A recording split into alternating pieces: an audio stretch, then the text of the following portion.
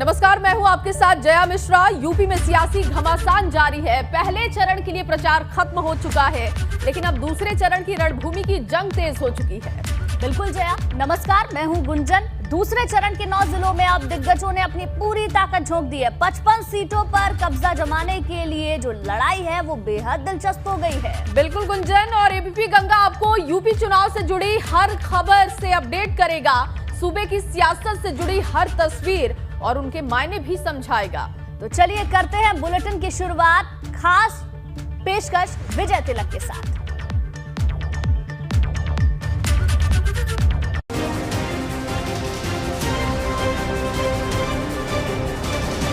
विजय तिलक।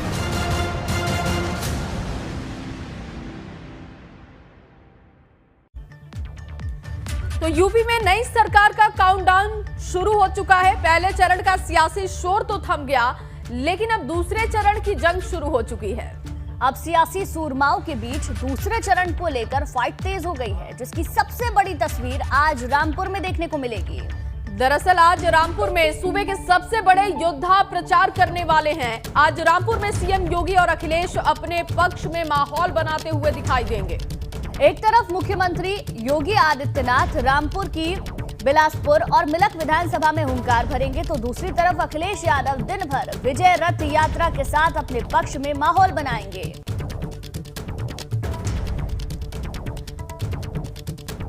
पहले चरण का चुनाव प्रचार तो थम चुका है और अब तैयारी है दूसरे चरण में होने वाले चुनाव प्रचार की। रामपुर में योगी वर्सेस अखिलेश यादव नजर आएंगे। करीब दोपहर 1:25 पर योगी आदित्यनाथ पहुंचेंगे। 2 बजे तक बिलासपुर विधानसभा में जनसभा योगी आदित्यनाथ करेंगे। वहीं दूसरी तरफ आप देखेंगे दिन भर आज अखिलेश यादव की अलग अलग जगहों पर जनसभाएं होनी है, यानी कि चाहे बात भारतीय जनता पार्टी की हो या समाजवादी पार्टी की, दोनों ही पार्टियां जीत को लेकर हुंकार लगातार भर रही हैं और चुनाव प्रचार में भी अपना पूरा दम लगा रही है। वहीं रामपुर में आज योगी अखिलेश गर्जना से पहले यहां के बारे में जानना बहुत जरूरी है। पहले नजर डालते हैं रामपुर जिले की सभी 5 विधानसभा सीटों पर पिछली बार किसका दबदबा रहा। गुंजन, बताइएगा। बिल्कुल, रामपुर में 2017 के नतीजों पर अगर नजर डालें तो 5 यहां पर सीटें हैं। 3 सीट पर समाजवादी पार्टी और 2 सीट पर भारतीय जनता पार्टी ने 2017 में जीत दर्ज की थी। रामपुर सीट से सपा के आजम खान चुनाव जीते थे। स्वार सीट से सपा के अब्दुल्ला आजम ने जीत दर्ज की थी। वहीं चमरोआ से सपा के नसीर अहमद खान जीते थे। इसके अलावा बिलासपुर से भाजपा के बलदेव औलख ने जीत दर्ज की थी। मिलक से भाजपा के टिकट पर राजबाला की जीत हुई थी। तो ये जो पूरा आंकड़ा है ये 2017 का है। 2022 की जंग में लगातार दोनों ही दिग्गज यानी कि भारतीय जनता पार्टी और समाजवादी पार्टी डटे हुए हैं। बिल्कुल, और रामपुर सीट का इतिहास क्या है वो भी दर्शकों को बताते हैं गुंजन। 12 में से 9 बार आजम खान इस सीट पर जीते हैं। उन्होंने जीत हासिल की है। 1974 में पहली बार यहां पर चुनाव हुआ था और 1980 से लेकर 1993 तक आजम खान लगातार 5 बार जीत हासिल करने में कामयाब रहे। 1996 में पहली बार आजम खान की हार हुई थी। 2002 में फिर आजम खान ने जीत हासिल की और 2002 से लेकर 2017 तक लगातार 4 बार आजम जीते। 2019 उपचुनाव में आजम की पत्नी तंजीमा फातिमा की जीत हुई थी। तो देखिए, ये सीट एक तरीके से आजम खान के ही नाम ज्यादा बार रही है।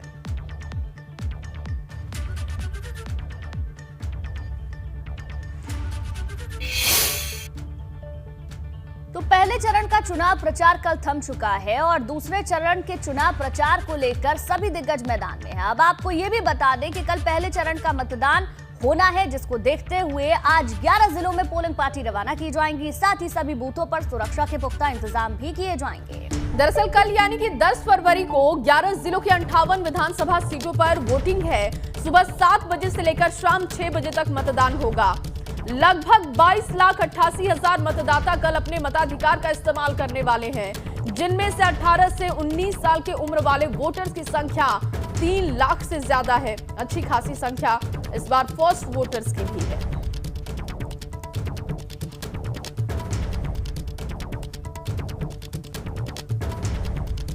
और अब बात यूपी की सत्ता के लिए चक्रव्यूह के पहले द्वार की कर लेते हैं, जिसका दरवाजा बंद हो चुका है।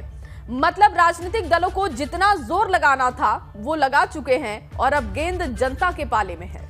क्योंकि 11 जिलों की जो 58 सीट है वहां पर बाजीगर कौन बनेगा ये कल जनता अपने वोट से तय करेगी। लेकिन पहले चरण की जंग में राजनीतिक दलों ने खूब अपना पसीना बहाया है और कहा जाता है कि जो पहले चरण के रण में लीड लेगा उसका दावा मजबूत हो जाएगा। 2017 में भाजपा ने पश्चिम यूपी से ही बढ़त लेकर लखनऊ का रास्ता तय किया था, लेकिन इस बार जंग कांटे की है।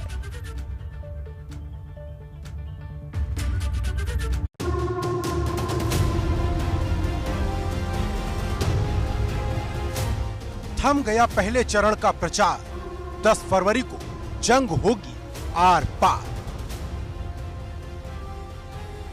11 जिले 58 सीट किसको मिलेगी जनता की लीड। पहले चरण का अंतिम युद्ध।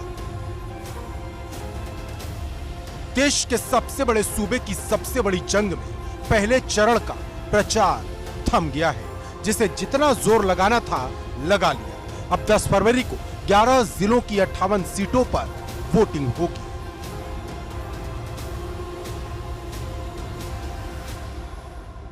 उत्तर प्रदेश में चुनावी रणभेरी बज चुकी है। पहले चरण में 10 फरवरी को 58 विधानसभा सीटों पर वोट डाले जाएंगे। मथुरा में भी 10 फरवरी को ही वोटिंग होगी।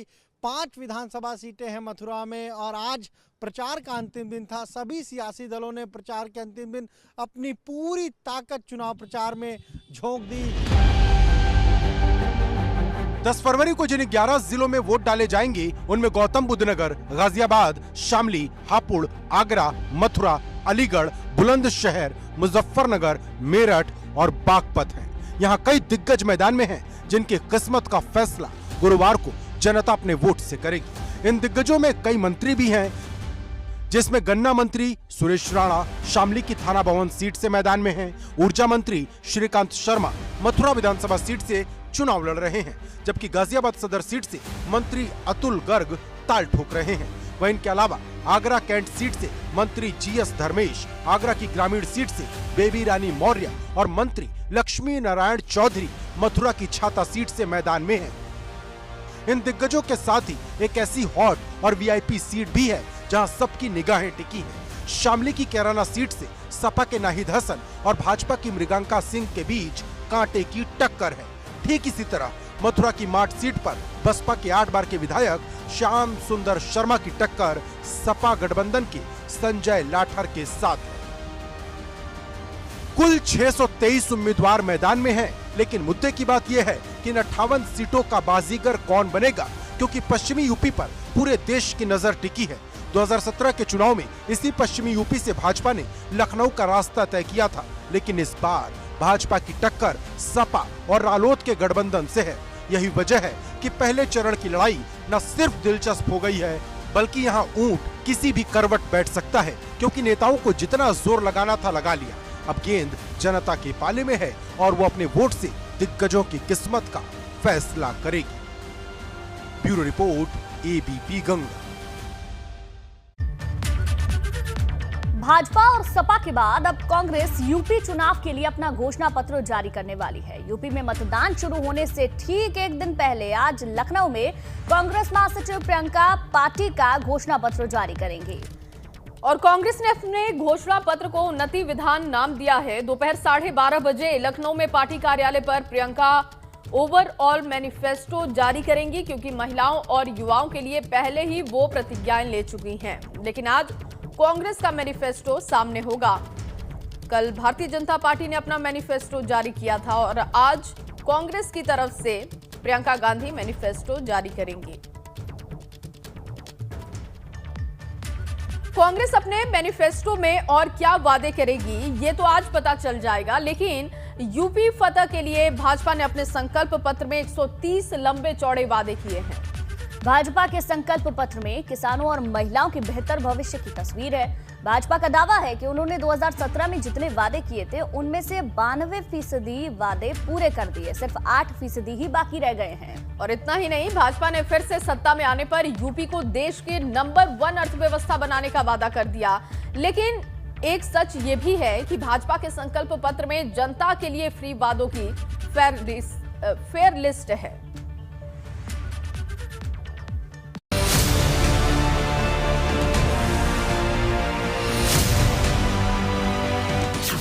भाजपा का संकल्प पत्र 22 विजय का चित्र, किसानों को बम्पर सौगात, महिलाओं के मजबूत होंगे हाथ। उत्तर प्रदेश में फिर से जीत का परचम लहराने के लिए भाजपा ने संकल्प पत्र जारी कर दिया है। भाजपा ने अपने संकल्प पत्र में महिलाओं, किसानों और यूपी को मजबूत अर्थव्यवस्था बनाने को लेकर कई बड़े वादे किए हैं। संकल्प पत्र जारी करते वक्त केंद्रीय गृह मंत्री अमित शाह, सीएम योगी आदित्यनाथ, दोनों डिप्टी सीएम, प्रदेश अध्यक्ष स्वतंत्र देव सिंह और सह प्रभारी अनुराग ठाकुर के साथ साथ यूपी के वित्त मंत्री सुरेश खन्ना मौजूद थे। किसान आंदोलन के बाद पनपी खाई को खत्म करने के लिए भाजपा ने किसानों से जुड़े कई संकल्प लिए हैं। भाजपा का वादा है कि सरकार दोबारा बनी तो सभी किसानों को सिंचाई के लिए बिजली मुफ्त दी जाएगी। इसके अलावा गन्ना किसानों को 14 दिन में भुगतान किया जाएगा। आलू, टमाटर और प्याज की फसल पर एमएसपी देने का भी ऐलान हुआ है। संकल्प पत्र में किसानों के बाद सबसे ज्यादा जोर महिलाओं पर दिखा। सरकारी नौकरी में महिलाओं की संख्या दोगुनी करने का वादा है। मेधावी छात्राओं को मुफ्त में स्कूटी दी जाएगी और 2 करोड़ टैबलेट के साथ साथ स्मार्टफोन भी दिए जाएंगे। गरीब बेटियों की शादी के लिए 1 लाख रुपए की मदद की जाएगी। होली और दिवाली पर एक एलपीजी सिलेंडर मुफ्त दिया जाएगा और 60 साल से ऊपर की महिलाओं के लिए सरकारी बस में यात्रा मुफ्त होगी। इसके अलावा विधवा पेंशन बढ़ाकर 1500 रुपए प्रतिमाह करने का भी ऐलान हुआ है। भाजपा ने अपने संकल्प पत्र के जरिए भविष्य की नई लकीर खींचते हुए यूपी को देश की नंबर 1 अर्थव्यवस्था बनाने का संकल्प लिया है, जिसमें प्रति व्यक्ति दोगुनी आय करने का लक्ष्य है। इसके अलावा स्वास्थ्य व्यवस्था को दुरुस्त करते हुए हर जिले में मेडिकल कॉलेज और शिक्षा को लेकर बड़े ऐलान भी किए गए। मैं आज उत्तर प्रदेश की महान जनता को इसका जवाब जरूर देना चाहूंगा। 2017 के संकल्प पत्र में 212 संकल्प थे, उसमें से 92% संकल्प को आज हम समाप्त करने के बाद फिर से आपके सामने हमारा संकल्प पत्र लेकर आए। प्रदेश के अंदर इंफ्रास्ट्रक्चर डेवलपमेंट का कार्य 5 वर्ष में अगर हम देखेंगे, 70 वर्षों में प्रदेश के अंदर केवल 12 मेडिकल कॉलेज और 5 वर्ष में डबल इंजन की सरकार ने 33 मेडिकल कॉलेज के निर्माण की कार्रवाई को आगे बढ़ाया। भाजपा के इस संकल्प पत्र पर अखिलेश यादव ने निशाना साधा, लेकिन इस संकल्प पत्र में जिस बात की सबसे ज्यादा चर्चा है वो है लव जिहाद। संकल्प पत्र में लव जिहाद करने वालों पर 1 लाख के जुर्माने के साथ साथ 10 साल तक की सजा का जिक्र है। भाजपा की माने तो उन्होंने 2017 में जो संकल्प पत्र जारी किया था उसका 92% काम पूरा हो गया और अब जो संकल्प पत्र जारी हुआ उसे भी पूरा किया जाएगा। आपको बता दें कि 2017 में भाजपा ने 24 पन्नों का संकल्प पत्र जारी किया था। तब अमित शाह, सीएम योगी, केशव प्रसाद मौर्य, कलराज मिश्र, ओम माथुर, कौशल किशोर और पाला बदलकर सपा में जा चुके स्वामी प्रसाद मौर्य के साथ साथ मनोज सिन्हा भी मौजूद थे। भाजपा ने 2017 के चुनाव के वक्त जो वादा किया था उसका दावा इस वक्त क्या किया जा रहा है उसे भी समझिए। वादा पहला था राम मंदिर का निर्माण कराएंगे और अयोध्या में सुप्रीम कोर्ट के फैसले के बाद राम मंदिर निर्माण का काम जारी। इसके अलावा किसानों की कर्ज माफी का वादा था और दावा है कि 30,000 करोड़ रुपए की कर्ज माफी की गई है। इसके अलावा वादा ये भी था कि गन्ने की कीमत का 15 दिन में भुगतान होगा और दावा है कि बकाया गन्ना भुगतान कर दिया गया है। वादा किया गया था कि 24 घंटे बिजली मिलेगी। सरकार अब दावा कर रही है शहरों में 24 घंटे बिजली दी जा रही है और कानून व्यवस्था को लेकर भी एक बड़ा वादा था और दावा है कि अपराधियों पर कार्रवाई हो रही है, माफिया पर बुलडोजर चलाया जा रहा है। अपने पुराने संकल्प पत्र को रिपोर्ट कार्ड बताते हुए भाजपा 22 के दंगल में जीत का दम भर रही है। लेकिन सवाल बड़ा है कि क्या जो तस्वीर अपने संकल्प पत्र के जरिए भाजपा ने दिखाई है उस पर यूपी की जनता भरोसा करेगी और क्या 3 दशक के बाद यूपी का इतिहास बदल जाएगा। Bureau report, ABP Ganga.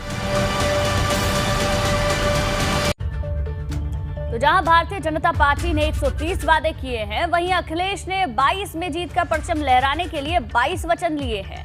Akhilesh Yadav के वचन पत्र और भाजपा के संकल्प पत्र में कई समानताएं भी हैं, क्योंकि जहां भाजपा का जोर महिला वोटर्स को साधने पर है, वहीं अखिलेश ने सरकारी नौकरी में 33% महिलाओं को आरक्षण देने का दांव चल दिया।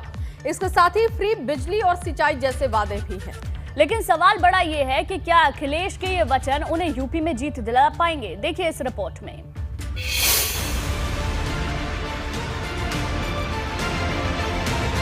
भाजपा के संकल्प के सामने अखिलेश का वचन। 22 की जंग जीतने के लिए अखिलेश ने लिए 22 वचन। देश के सबसे बड़े सूबे की सबसे बड़ी जंग फतेह करने के लिए जहां राजनीतिक दलों ने अपनी पूरी ताकत झोंक दी है, वहीं मैनिफेस्टो के जरिए जनता को रिझाने की कोशिश की जा रही है। मंगलवार का दिन यूपी की सियासत में वादों के नाम रहा, जहां भाजपा ने 130 वादों का संकल्प पत्र जारी किया, तो जवाब में अखिलेश यादव ने सूबे की जनता को साक्षी मानकर 22 वचन लिए।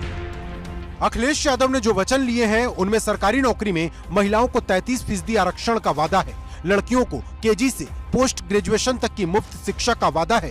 12वीं पास छात्र छात्राओं को लैपटॉप दिया जाएगा। बीपीएल परिवार को हर साल 2 गैस सिलेंडर मुफ्त में दिए जाएंगे और दोपहिया वाहन चालकों को हर महीने 1 लीटर पेट्रोल दिया जाएगा। इसके अलावा ऑटो चालकों को हर महीने 3 लीटर पेट्रोल और 6 किलो सीएनजी दी जाएगी। इसके अलावा एक बड़ा वादा 300 यूनिट फ्री बिजली का भी है। सिंचाई के लिए भी मुफ्त बिजली दी जाएगी। किसानों को ब्याज मुक्त लोन दिया जाएगा। सभी फसलों पर एमएसपी का वादा हुआ है और 15 दिन में गन्ना भुगतान की बात खुद अखिलेश यादव ने कही है।